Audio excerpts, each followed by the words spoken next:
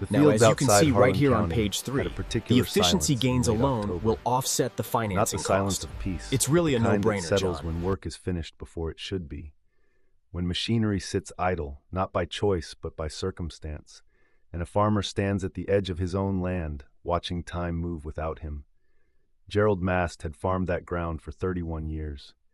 He knew every low spot that held water after rain, every rise that dried out too fast in July, every corner where the headlands had been tightened just a little too sharp by his father decades before the field tiles were ever updated.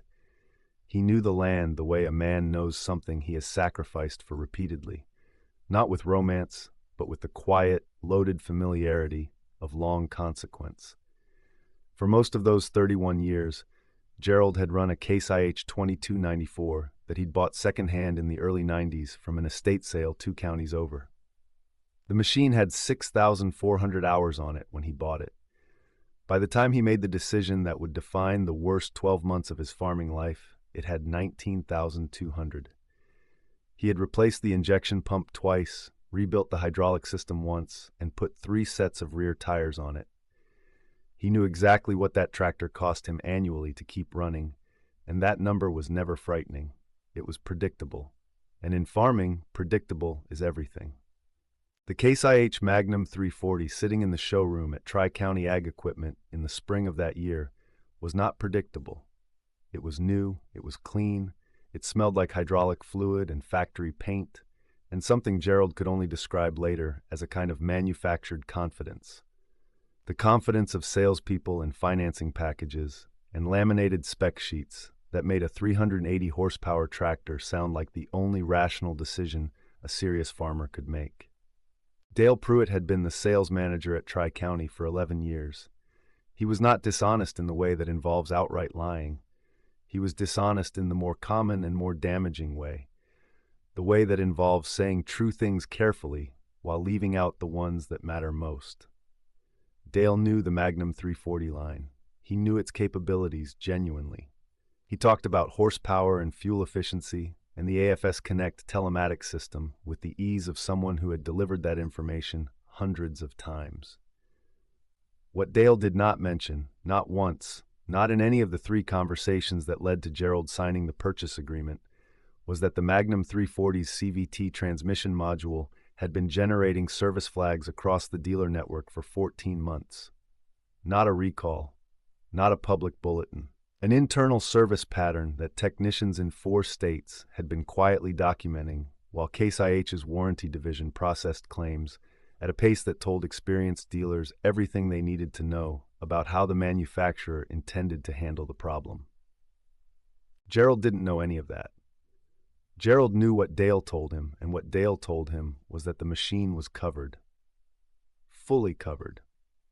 The extended service agreement would protect him for 5 years or 3,000 hours, whichever came first. Any mechanical failure that wasn't the result of operator negligence would be handled by the dealership. Gerald had asked specifically, sitting across from Dale in the small glass-walled office off the showroom floor with a cup of coffee going cold beside him, whether there was anything about the new electronics and transmission systems he should be concerned about.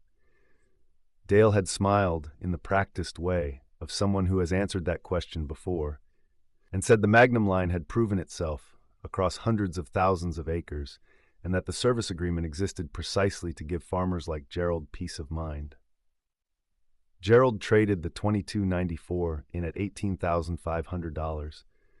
The machine he'd kept running for 14 years, that had never left him in a field, that he understood completely, left the lot on a trailer 3 days after he signed the papers. He watched it go from the end of his driveway. He didn't say anything about it to his wife, Carol, but she saw him standing there and understood enough not to say anything either. The Magnum 340 arrived in April. Gerald spent 2 weeks learning its systems, the display interface, the AFS Connect setup, the transmission calibration menus that felt nothing like the manual controls he'd operated for 3 decades. His son-in-law, Travis, who farmed 400 acres to the north and had been skeptical of the purchase from the beginning, came over one afternoon and looked at the machine for a long time without saying much. Travis ran a 2014 John Deere 8310R that he'd bought used and maintained himself, and his silence around the new Case IH carried the specific weight of a man who has learned not to say what he's thinking when someone has already committed. Spring fieldwork went adequately. The tractor performed. Gerald noticed the transmission felt different from anything he'd operated, a smoothness that took getting used to, an almost imperceptible hesitation when shifting load in wet ground that he mentioned once to Dale over the phone and was told was normal break-in behavior. He logged the call in his notebook the way he logged everything: date, time, who he spoke to, what was said. Gerald Mast was a man who wrote things down. That habit would matter later. By early June, the corn was in, and the tractor had 210 hours on it. Gerald started summer field work, cultivation passes, some custom baling work he'd taken on for a neighbor whose equipment was in for service. The Magnum ran. He began, cautiously, to feel something like acceptance toward it. The transmission fault occurred on a Tuesday morning in the second week of August. Gerald was pulling a loaded grain cart down the end of a field lane when the display threw a code he didn't recognize, and the machine dropped into a protective limp mode at 3 miles per hour. He sat in the cab for a moment, reading the fault notification. CVT pressure regulation fault. Secondary confirmation required. He pulled out the operator manual and found the code reference. It directed him to contact his authorized service provider immediately and avoid operating the machine until the fault was diagnosed. He called Tri-County at 7:48 in the morning. He reached the service desk, not Dale. The service coordinator, a younger man named Kevin, who Gerald had spoken to twice before, took down the fault code and said a technician could be out Thursday. Gerald asked if Thursday was the soonest available. Kevin said it was. Gerald wrote that down too. The technician arrived Thursday afternoon, ran diagnostics through the service laptop for 90 minutes, and told Gerald the CVT transmission module was showing internal pressure irregularities consistent with a valve body fault.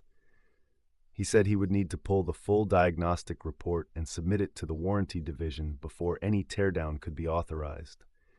Gerald asked how long that process would take. The technician said typically 5 to 7 business days for initial review. Gerald called Dale that evening. Dale was sympathetic in a way that contained no actual information. He said the process had to follow proper channels, that the warranty division was thorough, that these things took the time they took. Gerald asked if he would have a loaner machine available during the repair window. Dale said he would check on availability and call back the following day. Dale did not call back the following day. Gerald called him 2 days later and was told there were no loaners currently available, but that a unit might open up the following week. It did not open up the following week. The warranty division's initial response arrived by email, forwarded by Kevin at the service desk, on a Friday afternoon, 8 business days after the diagnostic submission. Gerald read it at the kitchen table with Carol sitting across from him. The letter acknowledged the fault code and the preliminary diagnostic findings. It then stated that before authorizing repair coverage, the warranty division required a review of the machine's operational telematics data, which had been automatically transmitted through the AFS Connect system since the tractor's first startup. The review would assess whether operating conditions were consistent with normal use parameters as defined in the service agreement terms. Gerald read that paragraph twice, then he read it a third time. He had not known the tractor was transmitting operational data. He had set up the AFS Connect system as directed during delivery, a process a dealership technician had walked him through in about 40 minutes. But the conversation had focused on field mapping and fuel tracking and remote display access. At no point during that setup, and at no point during the purchase process, had anyone explained to Gerald that the machine was continuously logging and transmitting granular operational data: engine load curves, transmission input-out ratios, hydraulic pressure events, ground speed relative to throttle position, data that could be pulled at any time by the manufacturer and interpreted by their warranty division without Gerald's knowledge or consent. He looked up the AFS Connect terms of service that night. They were buried in a 31-page digital document he had clicked through during initial setup. Section 14, subsection C, paragraph 4, outlined the manufacturer's right to access operational telematics data for warranty assessment purposes.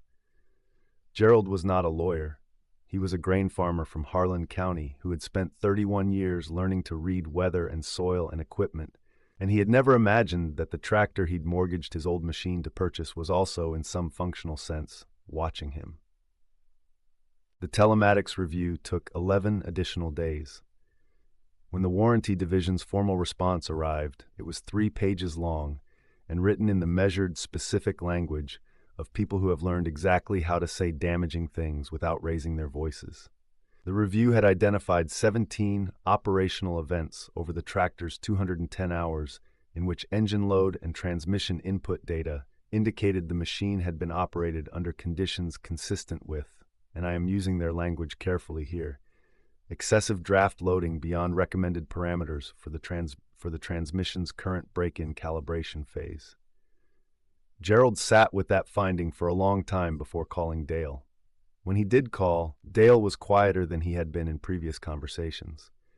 He confirmed that the warranty division had issued a partial denial. The transmission teardown and diagnosis would be covered, but the valve body repair itself was classified under the telematics identified misuse pattern and would be Gerald's financial responsibility. The estimate for the repair was $11,340. Gerald did not raise his voice. He asked Dale to explain exactly what operational events the telematics data had flagged. Dale said he didn't have that level of detail and would need to request the full report from the warranty division.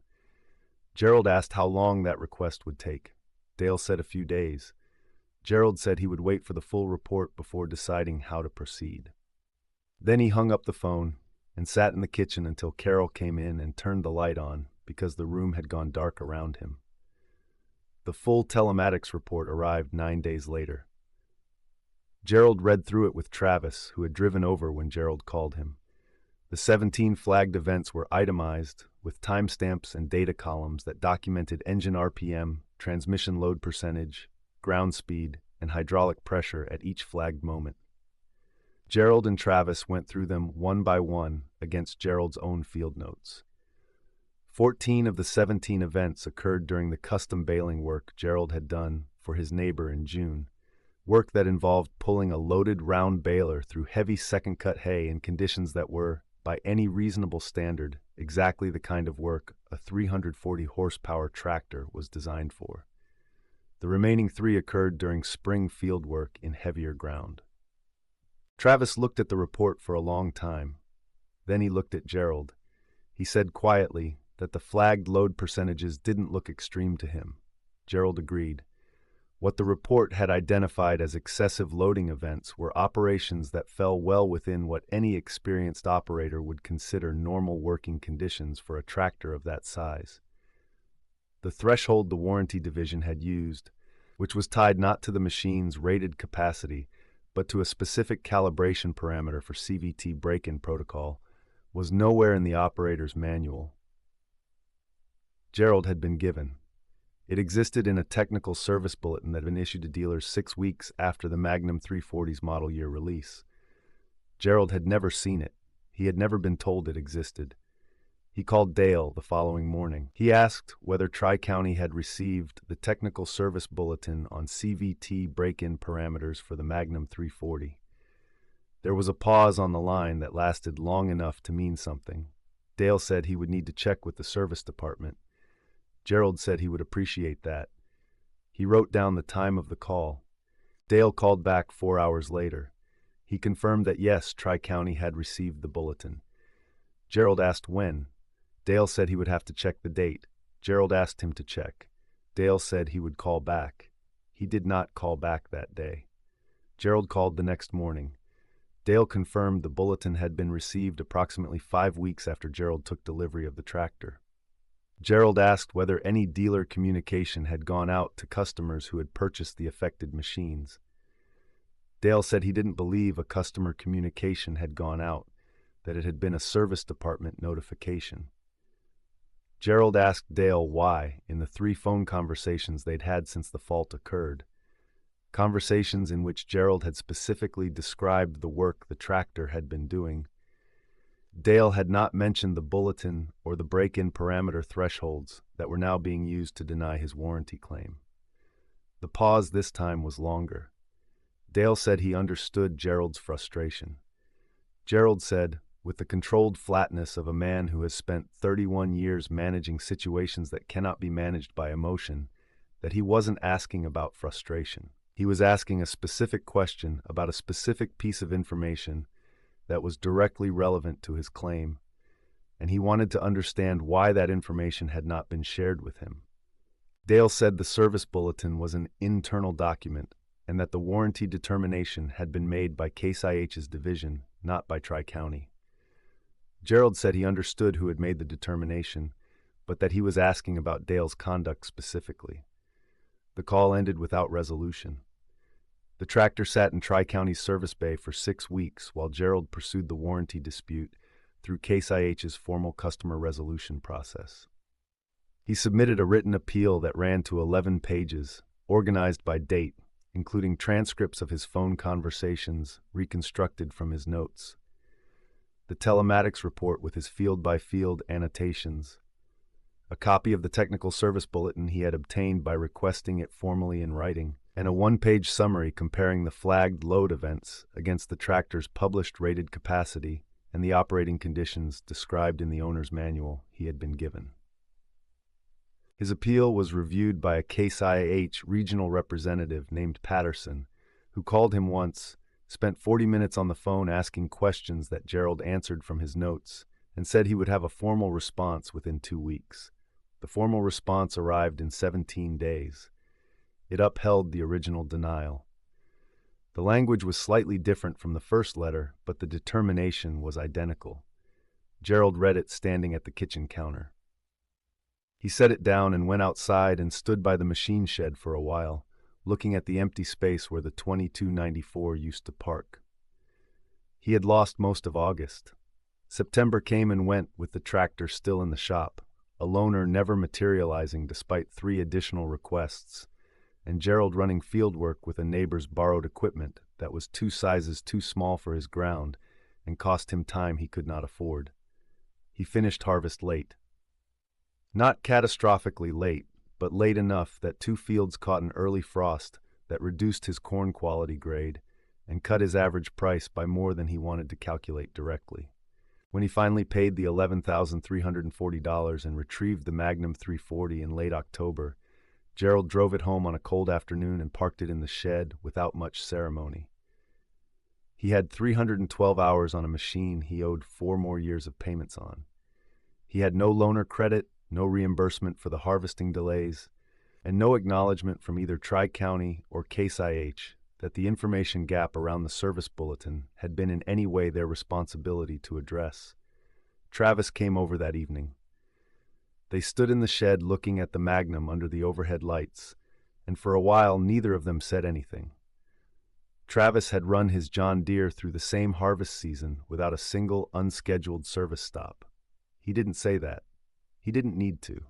Gerald said, eventually, that he'd been thinking about the 2294, about what it had cost him per year to keep it running versus what it had actually cost him to be without it. He said he'd been running those numbers in his head for 3 months. Travis said he imagined so. Gerald said the numbers didn't look the way he'd expected them to look when he was standing in that showroom. The following spring, a farmer 2 townships over filed a small claims action against Tri-County Ag Equipment over a warranty dispute involving a different machine. Gerald heard about it through a conversation at the elevator. He didn't know how that case resolved. He didn't call anyone.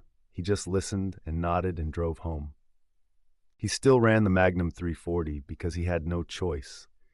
He serviced it himself where he could, logged every hour meticulously, and kept a copy of every technical service bulletin he could obtain through the Case IH owner portal and informal channels through other operators he'd connected with in online forums. A technology he had learned to use specifically because of what had happened to him. He never called Dale again for anything beyond mandatory service requirements. When the extended service agreement came up for renewal notification, He read every page of the new terms before making any decision. What stayed with Gerald, more than the money, more than the lost harvest window, more than the specific frustration of the claim denial, was the moment he had read that line about telematics data. That moment of understanding that the machine he worked beside every day had been transmitting information about his decisions without his knowledge, and that information had been used by people he never spoke to, in an office he would never visit, to determine that his 31 years of farming experience had constituted misuse. He didn't talk about it much. Carol knew the shape of it. Travis knew enough. The neighbors who had watched the tractor sit idle through harvest knew the surface of it, but Gerald knew the whole of it. And he kept it, the way farmers keep hard knowledge, not as bitterness, but as ballast, as the weight that keeps a man grounded when the next salesman comes through the door with a laminated spec sheet and a smile that hasn't cost him anything yet. The fields outside Harlan County got quiet again in late October. They always did. Gerald walked his ground in the early mornings the way he always had, reading the soil, checking tile outlets, looking at what the season had left behind. The Magnum sat in the shed. The payment came out of the account on the 15th of every month. He had learned something that year that no dealer would ever put in a brochure and no warranty document would ever acknowledge. That the machine watching you doesn't necessarily work for you, and that the most expensive lesson in farming is often the one you paid someone to teach you without knowing you were in the classroom.